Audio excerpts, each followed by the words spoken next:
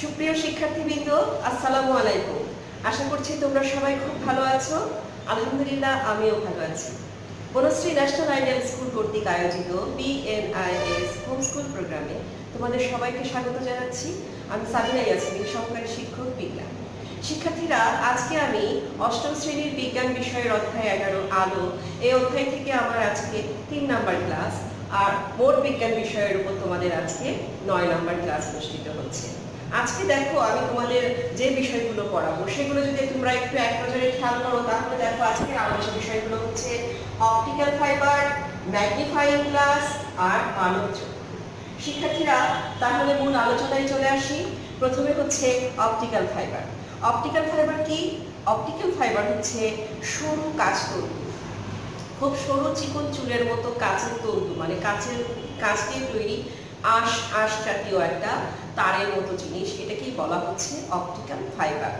এই optical fibre দিয়ে কি করা হয় জানো তো? এই অপটিক্যাল ফাইবারটা তৈরি করা হয়েছে আলোর একটা বিশেষ বৈশিষ্ট্যকে কাজে লাগিয়ে। সেটা কি? সেটা হচ্ছে পূর্ণ অভ্যন্তরীণ প্রতিফলন। অপটিক্যাল ফাইবারের মধ্যে দিয়ে আলোকরশ্মিকে এমনভাবে পাঠানো হয় যে সেটা বারবার পূর্ণ অভ্যন্তরীণ প্রতিফলন ঘটে। আলোর পূর্ণ অভ্যন্তরীণ প্রতিফলন বারবার ঘটিয়ে আলোটাকে এক প্রান্ত থেকে, তারের এক প্রান্ত থেকে অন্য প্রান্তে পাঠানো হয়। এখানে খেয়াল করো, তোমাদের জন্য আমি একটা অপটিক্যাল ফাইবারের ছবি এঁকে নিয়েছি। এখানে ধরো আলোকরশ্মিকে এই অপটিক্যাল ফাইবারের মধ্যে দিয়ে এমনভাবে পাঠানো হয় যেন এটা এখানে এসে যখন এই কাঁচের লেয়ারে এসে পড়ে, তখন এই সংকট কোণের চাইতে সেটা বড় কোণে আপতিত হয়। সংকট কোণের চাইতে যখন বড় কোণে আপতিত হয়, তখন কিন্তু এটা এই দিকে চলে যেতে পারে না। তখন সেটা কি করে? এই পূর্ণ অভ্যন্তরীণ প্রতিফলন হয়ে একই মাধ্যমে আবার ফিরে আসে এবং একই প্রক্রিয়া বারবার ঘটতে থাকে যতক্ষণ না পর্যন্ত এটা তারের শেষ প্রান্তে গিয়ে পৌঁছায়। এটাই হচ্ছে অপটিক্যাল ফাইবারের গঠন এবং কাজ। এই অপটিক্যাল ফাইবারের মাধ্যমে ডাক্তাররা কি করে? আমাদের পাকস্থলীর ভিতরে বা কোলনে বিভিন্ন ধরনের সমস্যা দেখার জন্য তারা এই অনেকগুলো তন্তুর সমন্বয়ে গঠিত আলোক নল ব্যবহার করে। তোমরা হয়তো অনেক সময় অনেক টেস্টের নাম শুনেছো, যেগুলো হচ্ছে এন্ডোস্কোপি। এই ধরনের টেস্টে কিন্তু পেটের মধ্যে কি অবস্থা, কোনো সমস্যা আছে কিনা সেটা দেখার জন্য আলোকে এখান থেকে পাঠানো হয়। এই আলো কিন্তু শিক্ষার্থী নর্মাল দৃশ্যমান আলো নয়, এটা হচ্ছে অতি উচ্চ, কি বলে এটাকে, বেশি তরঙ্গ দৈর্ঘ্যে অতি লোহিত, মানে এটা হচ্ছে অবলোহিত আলোকরশ্মি। এটা এই দিকে পাঠানো হয়, যেটা কিনা এক প্রান্ত থেকে তারের অন্য প্রান্তে খুব অল্প সময়ের মধ্যে এটা বারবার পূর্ণ অভ্যন্তরীণ প্রতিফলনের মাধ্যমে অগ্রসর হতে থাকে। এবং এই অপটিক্যাল ফাইবারের আরেকটা ব্যবহার হচ্ছে, একটা তো বললাম চিকিৎসা ক্ষেত্রে, আরেকটা হচ্ছে টেলিযোগাযোগের ক্ষেত্রে। টেলিযোগাযোগের ক্ষেত্রে অপটিক্যাল ফাইবারটাকে এখানে একটা সংকেত হিসেবে এটাকে একটা সংকেত পাঠানো হয়। এই সংকেতটা আলোটা এই সংকেতটাকে নিয়ে এক প্রান্ত থেকে অন্য প্রান্তে পাঠিয়ে দেয়, যেটাকে আমরা বার্তা হিসেবে পেয়ে থাকি পৃথিবীর এক প্রান্ত থেকে অন্য প্রান্তে। এই সংকেতটা পাঠিয়ে দেওয়ার কাজে এই অপটিক্যাল ফাইবার ব্যবহার করা হয়। আশা করি শিক্ষার্থী তোমরা অপটিক্যাল ফাইবার কি বুঝতে পারলে। এরপর দেখো ম্যাগনিফাইং গ্লাসটা কি। ম্যাগনিফাইং গ্লাসটা কি দেখো শিক্ষার্থীরা, এখানে তোমাদের জন্য আমি একটা ম্যাগনিফাইং গ্লাসের ছবি এঁকে নিয়ে এসেছি। আমার হাতেও একটা ম্যাগনিফাইং গ্লাস আছে। এই যে আমার হাতে যে জিনিসটা দেখতে পাচ্ছ, এটা কিন্তু একটা ম্যাগনিফাইং গ্লাস। এটা হচ্ছে কাঠামো দ্বারা আবদ্ধ একটা উত্তল লেন্সকে আমরা বলছি ম্যাগনিফাইং গ্লাস। এই যে ভিতরে যে কাচের জিনিসটা দেখতে পাচ্ছ, এটা কিন্তু একটা লেন্স। এখন তোমরা বলতে পারো লেন্সটা কি? লেন্স হচ্ছে দুটি গোলীয় পৃষ্ঠ দ্বারা সীমাবদ্ধ প্রতিসরক মাধ্যমকে আমরা বলছি লেন্স। প্রতিসরক মানে যেটা আলোর প্রতিসরণ করতে পারে। তাহলে বুঝতে পারলে যে লেন্সটা কি জিনিস। এই যে লেন্সটা এরকম একটা কাঠামো দ্বারা আবদ্ধ, এটাকে আমরা বলছি ম্যাগনিফাইং গ্লাস। এই ম্যাগনিফাইং গ্লাসের কাজটা কি? ম্যাগনিফাইং গ্লাসের কাজটা হচ্ছে, কোনো বস্তুকে ধরো আমরা এই বস্তুটাকে দেখছি, এই বস্তুটাকে যখন দেখি স্পষ্ট দেখার জন্য একটা নির্দিষ্ট দূরত্ব আছে, জানো, সেটাকে বলা হয় নিকট বিন্দু। এই নিকট বিন্দুর দূরত্ব হচ্ছে প্রাপ্তবয়স্ক মানুষের জন্য 25 সেন্টিমিটার। এই 25 সেন্টিমিটার পর্যন্ত একটা দূরত্বে আমরা কোনো কিছুকে স্পষ্ট দেখতে পাই, স্বাভাবিক চোখে স্পষ্ট দেখতে পাই। কিন্তু যেটাকে এই 25 সেন্টিমিটারের মধ্যেও আমি স্পষ্ট দেখতে পাচ্ছি না, সেই বস্তুটাকে আমরা বলছি, সেই বস্তুটাকে দেখার জন্যই কিন্তু আমরা এই ম্যাগনিফাইং গ্লাসটা ব্যবহার করছি। এখানে আরেকটা জিনিস বলে রাখি, সেটা হচ্ছে এই যে চোখের নিকট বিন্দু কাকে বলে, এই প্রশ্নটা কিন্তু তোমাদের আসে অনেক সময়, যে চোখের নিকট বিন্দু, অর্থাৎ কোনো বস্তুকে দেখতে হলে চোখের একটা ন্যূনতম একটা দূরত্ব দরকার। আমি এই বস্তুটাকে স্পষ্ট দেখার জন্য এখানে রাখি দেখতে পাচ্ছি, এখানেও খুব স্পষ্ট, কিন্তু খুব কাছে আনলে কি তুমি স্পষ্ট দেখতে পাও? স্পষ্ট কিন্তু দেখতে পাও না।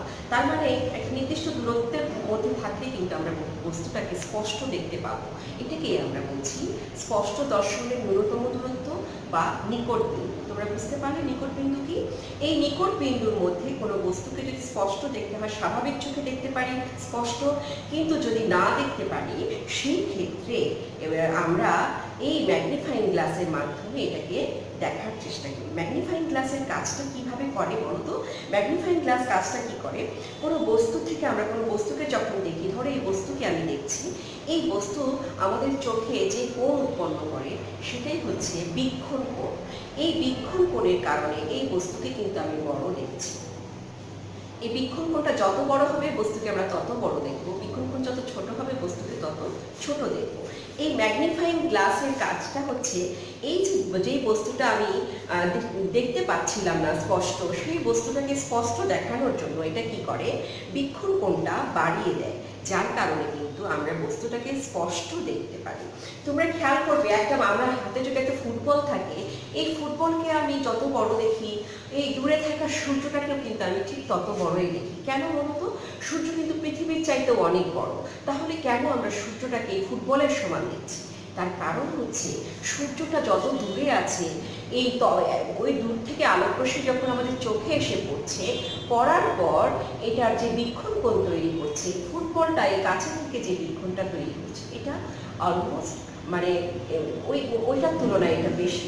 ধরো আমাদের চোখ যদি এটা হয়, এটা আমাদের চোখ, এটা একটা চোখ, ঠিক আছে? এই চোখের সামনে যদি এখানে একটা বড় একটা বস্তু আছে, ঠিক একই দূরত্বে এই বস্তুটা আছে, এখানে একই দূরত্বে। এখন এই বস্তুটা আমাদের চোখে যেই কোণ তৈরি করছে, সেই কোণটা কত? এটা, তাই না? আবার এইটা কি কোণ তৈরি করছে? দেখো, এটা কিন্তু দেখেছো বস্তুর দৈর্ঘ্য কিন্তু একই ছিল, কিন্তু দূরত্বের কারণে এই যে বীক্ষণ কোণটা কত কম হয়ে গেল, এই কারণে কিন্তু এই বস্তুটাকে আমরা ছোট দেখব। এই যে বীক্ষণ কোণ, এই বীক্ষণ কোণের কারণেই কিন্তু ফুটবলটাকে আমরা বড় দেখছি, আর সূর্যকে কিন্তু আমরা ছোট দেখছি। এই বীক্ষণ কোণের কারণে এই বীক্ষণ কোণটা কি করে, এই ম্যাগনিফাইং গ্লাসটা এই ছোট অস্পষ্ট লেখাটাকে বীক্ষণ কোণ বাড়িয়ে দেয়, যার জন্য আমরা লেখাটাকে বড় দেখতে পারি। এই হলো ম্যাগনিফাইং গ্লাসের কাজ। ম্যাগনিফাইং কথাটার অর্থই কিন্তু বড় করে দেখা। আশা করি তোমরা বুঝতে পারলে ম্যাগনিফাইং গ্লাসটা কিভাবে কাজ করছে। এবং এটা সাধারণত, এটার আরেকটা নাম হলো সরল অনুবীক্ষণ যন্ত্র। এটা সাধারণত কি করে জানো? কোনো কিছুকে বড় করে দেখার জন্য। এটা সাধারণত ল্যাবে ব্যবহার করা হয়। কোনো কিছুকে আমরা যখন পড়তে আমাদের সমস্যা হয়, তখন আমরা এটা ধরে সেটাকে পড়ি। তার মানে এটাকে আমরা সরল অনুবীক্ষণ যন্ত্র, বিবর্ধন যন্ত্র বা পঠন গ্লাস হিসেবেও এটাকে নামকরণ করা হয়। তাহলে এই যে তোমরা কোনো বস্তুকে একটা ফোকাস দূরত্বের মধ্যে স্থাপন করে লেন্সের অপর পাশ থেকে বস্তুটিকে দেখলে বস্তুটির একটা সোজা এবং বিবর্ধিত এবং অবাস্তব বিম্ব দেখা যায় হলো এই উত্তল লেন্সের মাধ্যমে, যেটা কিনা এই ম্যাগনিফাইং গ্লাসে ব্যবহার করা হয়েছে। আশা করি শিক্ষার্থী তোমরা বুঝতে পারলে যে ম্যাগনিফাইং গ্লাসটা কি কাজে ব্যবহার করা হচ্ছে এবং এটার কিভাবে কাজ করে, কিভাবে আমাদেরকে এটা দেখতে সাহায্য করে। আশা করি বুঝতে পারলে। এরপর দেখো যে জিনিসটা নিয়ে আমরা আলোচনা করবো, সেটা হলো মানব চক্ষু। আমি তোমাদের জন্য এখানে একটা মানব চক্ষু এঁকে এনেছি। এটা কিন্তু মানব চক্ষু, কিন্তু আমাদের যে নর্মাল যে চোখটা তোমরা দেখতে পাও সেটা হচ্ছে আমরা সামনে থেকে দেখি, কিন্তু এটা হচ্ছে একটা চক্ষুর লম্বচ্ছেদ, অর্থাৎ একটা চোখটাকে লম্বালম্বি এখানে কাটে এটা হচ্ছে চোখের লম্বচ্ছেদের ছবি। চোখের ভিতরে কি রকম জিনিসপত্র আছে সেটা আমরা এখানে দেখতে পাচ্ছি। একটা চোখ, আমরা আগে চোখ কিন্তু আমাদের পঞ্চ ইন্দ্রিয়ের একটা সবচেয়ে গুরুত্বপূর্ণ ইন্দ্রিয়, তাই না? এই চোখের সাহায্যে কিন্তু আমরা বস্তুকে দেখতে পাই। আগে কি মনে করা হতো? আগে মনে করা হতো চোখ দিয়ে আলো বের হয়, তারপরে আমরা বস্তুটাকে দেখতে পাই। আসলে কি তাই? আসলে কিন্তু তা নয় শিক্ষার্থী। চোখ দিয়ে চোখের কোনো বস্তুতে আলো পড়ে সেই আলো এই যে লেন্সের মাধ্যমে, এটা চোখের মধ্যে দেখা একটা লেন্স আছে, এই লেন্সের মাধ্যমে প্রতিফলিত হয়ে এই যে রেটিনা আছে চোখের এখানে পর্দায়, এই রেটিনার উপর আপতিত হওয়ার পর সেটা এখানে একটা প্রতিবিম্ব গঠিত হয়। এই প্রতিবিম্বটার এই যে চোখের স্নায়ু আছে, এই স্নায়ুটা এই প্রতিবিম্বটাকে এই স্নায়ুর মাধ্যমে পরিবাহিত হয়ে মস্তিষ্কে চলে যায় এবং মস্তিষ্ক আমাদেরকে সেই বস্তুটার একটা সোজা প্রতিবিম্ব আমাদের সামনে উপস্থিত করে এবং আমরা বস্তুটাকে দেখতে পাই। আশা করি তোমরা বুঝতে পারলে আমরা কিভাবে বস্তু দেখতে পাই। তাহলে এবার চলে আসো আমাদের চোখের গঠনটা আমরা একটু খেয়াল করি। চোখটা কিভাবে গঠিত এবং কি কি নিয়ে গঠিত। তোমরা একটু বোর্ডের দিকে খেয়াল করো, এখানে চোখের কতগুলো আমি অঙ্গাণুর ছবি এঁকে রেখেছি, যেগুলো আমি তোমাদেরকে বলে দিব যে এখানে কোন জিনিসটা কিভাবে কাজ করে। প্রথমেই দেখো, এই যে চোখটা এখানে আছে, এই চোখটা কিন্তু একটা কোঠরের মধ্যে আছে। তোমরা যারা কঙ্কাল দেখেছো, কঙ্কালের ভিতরে দেখবে এই দুইটা চোখের এখানে গর্ত থাকে, তাই না? এই গর্তটাকে বলা হয় অক্ষিক কোটর। ঠিক আছে, এই অক্ষিক কোটরের মধ্যে কিন্তু যে জিনিসটা বলটা থাকে, এক ধরনের বল, আইবল বলি এটাকে আমরা ইংলিশে আর বাংলায় বলি অক্ষি গোলক। এই অক্ষি গোলকটা এই অক্ষি কোটরের মধ্যে থাকে। তাহলে অক্ষি গোলকটা কি জিনিস? দেখো, চোখের কোটরে অবস্থিত এর গোলাকার অংশকে আমরা বলছি, চোখের যে গোলাকার অংশ যেটা অক্ষি কোটরের মধ্যে থাকে সেটাকে আমরা বলছি অক্ষি গোলক। একে চক্ষু কোটরের মধ্যে একটি নির্দিষ্ট সীমার চারিদিকে ঘুরানো যায়। এটাকে চোখের চারিদিকে একটা নির্দিষ্ট সীমার মধ্যে কিন্তু আমরা ঘুরাতে পারি। তাহলে দেখো, এই যে পুরো জিনিসটাই হচ্ছে আমাদের অক্ষি গোলক। আশা করি বুঝলে। এরপর দেখো যে জিনিসটা, সেটা হচ্ছে এই যে চোখের কতগুলো লেয়ার দেখতে পাচ্ছ এখানে। এই বাইরের যে আবরণ, সবচেয়ে বাইরের যে আবরণ, এই বাইরের আবরণটার নাম হচ্ছে স্ক্লেরা বা শ্বেতমণ্ডল। এই বাইরের আবরণটার নাম হচ্ছে স্ক্লেরা বা শ্বেতমণ্ডল। এটা কি জিনিস? এটা অক্ষি গোলকের বাইরের সাদা, শক্ত ও ঘন আঁশযুক্ত অস্বচ্ছ আবরণ বিশিষ্ট একটা পদার্থ। এটি চক্ষুকে কি করে জানো তো? এটা চক্ষুকে বাইরের বিভিন্ন প্রকার অনিষ্ট হতে চোখকে এটা রক্ষা করে থাকে, এই শ্বেতমণ্ডলটা। তোমরা যারা গরু বা মুরগির চোখ কাটতে দেখেছো কুরবানির সময় বা বাসায় যখন মুরগি কাটা হয়, তখন দেখবে মুরগির চোখের বাইরে থেকে শক্ত যে জিনিসটা টেনে বের করে, এটাই হচ্ছে এই স্ক্লেরা বা শ্বেতমণ্ডল। আশা করি বুঝতে পারলে। এরপর দেখো যে জিনিসটা আমি বলবো সেটা হচ্ছে কর্নিয়া।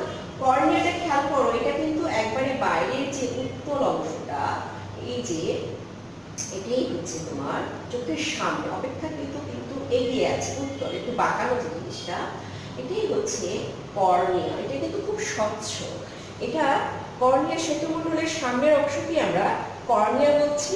শ্বেতমণ্ডলের এই অংশ স্বচ্ছ এবং অন্যান্য অংশ অপেক্ষা বাইরের দিকে একটু অধিকতর উত্তল, তাই না? এটা কিন্তু অনেক স্বচ্ছ এবং বাইরের দিকে উত্তল। তাহলে কর্নিয়াটা তোমরা বুঝতে পারলে কোনটা কর্নিয়া। এটা কিন্তু এই যে বাইরের আবরণটার মধ্যে একটা স্বচ্ছ আবরণ, এগুলো কিন্তু অস্বচ্ছ।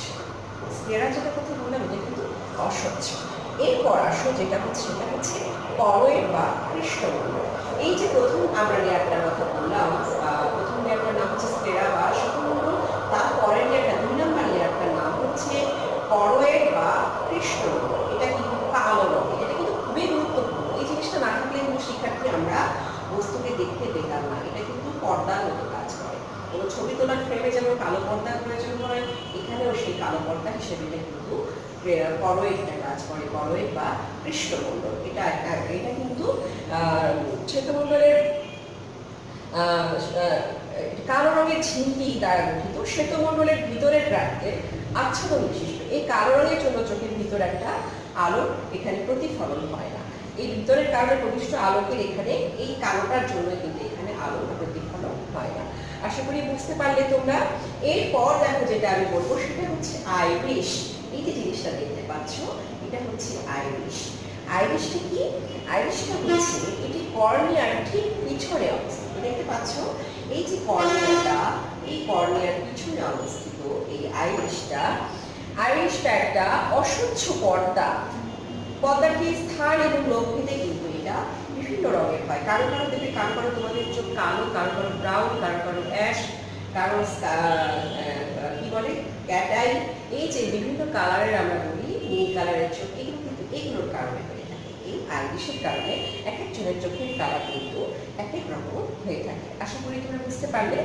এরপর দেখো যেটা আমি পড়াবো সেটা মণি বা তারারন্ধ্র বা পিউপিল। এই যে জিনিসটা, এই যে জিনিসটা এখানে একটা, এই যে কর্নিয়ার পিছনে এই যে একটা কালো রঙে, তোমাদের নিজের চোখ যদি খেয়াল করো, বল একটা কালো রঙের যে গোলাকার বৃত্তের মতো যে জিনিসটা দেখতে পাও, সেটাই হচ্ছে মণি বা তারারন্ধ্র বা পিউপিল।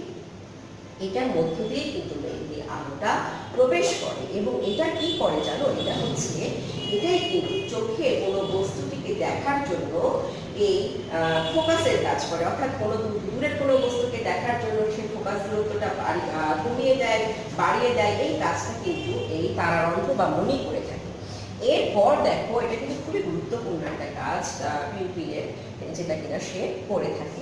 এরপর দেখো যে জিনিসটা আমি পড়াবো সেটা হচ্ছে লেন্স। লেন্সের কথা খেয়াল করো, আমাদের সবার চোখের মধ্যে একটা লেন্স আছে। লেন্সটা কেমন লেন্স বলো তো? উভোত্তল লেন্স, তাই না? এই যে লেন্সটা, এই লেন্সটা কিন্তু কর্নিয়ার পিছনে অবস্থিত, জেলির মতো নরম। সাধারণত আমরা যে লেন্সগুলো দেখি, একটু আগে আমি যে লেন্স দেখিয়েছি, এই লেন্সটা কিন্তু কাঁচের, তাই না? শক্ত। এরকম জিনিস যদি আমাদের চোখে থাকতো, আমাদের চোখ তো আমরা ব্যবহার করতে পারতাম না, তাই না? চোখের ভিতরে যে লেন্সটা, এটা কিন্তু নরম, জেলির মতো স্বচ্ছ। এই লেন্সটা কি করে? নরম পদার্থের তৈরি একটা উত্তল লেন্স। এটা আলো প্রতিসরণ করতে সাহায্য করে। এরপর দেখো চোখের মধ্যে যে জিনিসটা আছে সেটা হচ্ছে অক্ষিপট বা রেটিনা। এই যে থার্ড নাম্বার লেয়ার, 3 নাম্বার যে লেয়ারটা তুমি দেখতে পাচ্ছ, এটাই হচ্ছে অক্ষিপট বা রেটিনা। এই রেটিনার এই সবচেয়ে গোলাপের পিছনে এটা অবস্থিত একটি ঈষদচ্ছ গোলাপি, এটা কিন্তু একটু পিঙ্ক কালার, আমি দেখো তোমাদের জন্য একটা পিঙ্ক কালার করে রেখেছি, এটা কিন্তু গোলাপি কালারের হয়ে থাকে একটা পর্দা। রেটিনার উপর আলো পড়লেই ওই স্নায়ুতন্ত্রে এক প্রকার কি তৈরি হয়, এই রেটিনার উপর যখন আলোটা পড়ে, আলোটা পড়ার পর এক ধরনের উত্তেজনার সৃষ্টি হয়। এই উত্তেজনাটা এই স্নায়ুর মাধ্যমে মস্তিষ্কে চলে যায় এবং মস্তিষ্ক আমাদের জানান দেয় যে সে একটা বস্তু দেখতে পেয়েছে, অর্থাৎ দর্শনের অনুভূতি সৃষ্টি হয়েছে। আশা করি তোমরা বুঝতে পারলে যে কিভাবে আমরা বস্তুটি দেখতে পাচ্ছি। এরপর দেখো যে জিনিসটা খুবই গুরুত্বপূর্ণ সেটা হচ্ছে অ্যাকুয়াস হিউমার কি এবং ভিট্রিয়াস হিউমার কি। এই প্রশ্নটা কিন্তু তোমাদের অনেক আসে। এখানে দেখো পার্পল কালারের একটা জিনিস এঁকে রেখেছি, এটা কিন্তু অ্যাকুয়াস হিউমার, আর ভিট্রিয়াস হিউমার স্কাই কালারের যে জিনিসটা এঁকে রেখেছি এটা হচ্ছে ভিট্রিয়াস হিউমার। এটা কেন আমি চিহ্নিত করার জন্য কিন্তু এই কালার রেখেছি। শিক্ষার্থী, এগুলো কিন্তু এই কালারের হয় না। দেখো এই যে পার্পল কালারের যে অ্যাকুয়াস হিউমার, এটা হচ্ছে কর্নিয়া এবং লেন্সের মধ্যবর্তী জায়গায়। খেয়াল করো, কর্নিয়া এবং লেন্সের মধ্যবর্তী স্থানে অবস্থিত হচ্ছে অ্যাকুয়াস হিউমার পুরোটাই। এটা স্বচ্ছ একটা তরল পদার্থ। অর্থাৎ আমরা যে কাঁদি, আমরা যে চোখে মাঝে মাঝে কান্না করি, যে পানিটা বের হয়, এটা কিন্তু আসলে অশ্রু হিসেবে অ্যাকুয়াস হিউমারটা অশ্রু নামে পরিচিত। এটা কিন্তু আসলে তরল পদার্থ, স্বচ্ছ তরল পদার্থ। এরপর দেখো ভিট্রিয়াস হিউমার হচ্ছে লেন্স এবং রেটিনার মধ্যে, লেন্স এবং রেটিনা। এটা কিন্তু তোমরা অনেক সময় ভুল করে থাকো শিক্ষার্থী, যে অ্যাকুয়াস কোনটা আর ভিট্রিয়াস কোনটা। তোমরা অনেকে বলে থাকো যে লেন্স এবং কর্নিয়ার মধ্যবর্তী হচ্ছে ভিট্রিয়াস হিউমার। না, ভুল। এটা মনে রাখার একটা ক্লু আমি তোমাদের শিখিয়ে দিচ্ছি। আমি যেভাবে মনে রাখতাম, অ্যাকুয়াসের বানানটা খেয়াল করো, স্বরে আছে, তাই না? এই জন্য এটা আগে আগে যদি মনে রাখতে পারো যে আগে অ্যাকুয়াস আর ভেতরে ভিট্রিয়াস, তাহলে কিন্তু তুমি তোমার জন্য ভুল আর কখনোই হবে না। কোনোদিন তুমি আর ভুলবে না যে ভিট্রিয়াস মানে ভিতরের দিকে আর অ্যাকুয়াস মানে আগে আছে। আগে মানে চোখের ঘটনাটা যদি তুমি বুঝতে পারো যে আগে মানে হচ্ছে কর্নিয়া এবং লেন্সের মধ্যে, এটাই কিন্তু আগের অবস্থান, এটাই হচ্ছে অ্যাকুয়াস হিউমার। আর লেন্স এবং রেটিনার মধ্যে এটাই হচ্ছে ভিট্রিয়াস হিউমার। ভিট্রিয়াস হিউমারটা হচ্ছে জেলির মতো থকথকে স্বচ্ছ পদার্থ। এটাই হচ্ছে তোমার, এটাও কিন্তু নরম স্বচ্ছ জেলির মতো থকথকে পদার্থই হচ্ছে তোমার ভিট্রিয়াস হিউমার। আশা করি তোমরা বুঝতে পারলে। এরপর দেখো এখানে আছে স্নায়ু।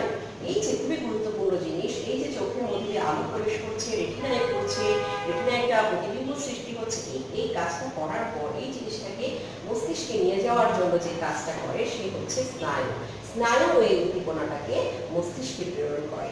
তাহলে শিক্ষার্থী তোমরা বুঝতে পারলে মানব চক্ষুর গঠন এবং প্রত্যেকটা অঙ্গাণুর যে কাজ সেগুলো কিভাবে কাজ করছে। তাহলে আজকের আলোচনা আমার এখানেই শেষ শিক্ষার্থী। তোমাদের বাড়ির কাজ থাকবে, খেয়াল করে দেখো তোমাদের বাড়ির কাজ হচ্ছে অপটিক্যাল ফাইবার বলতে কি বোঝায়।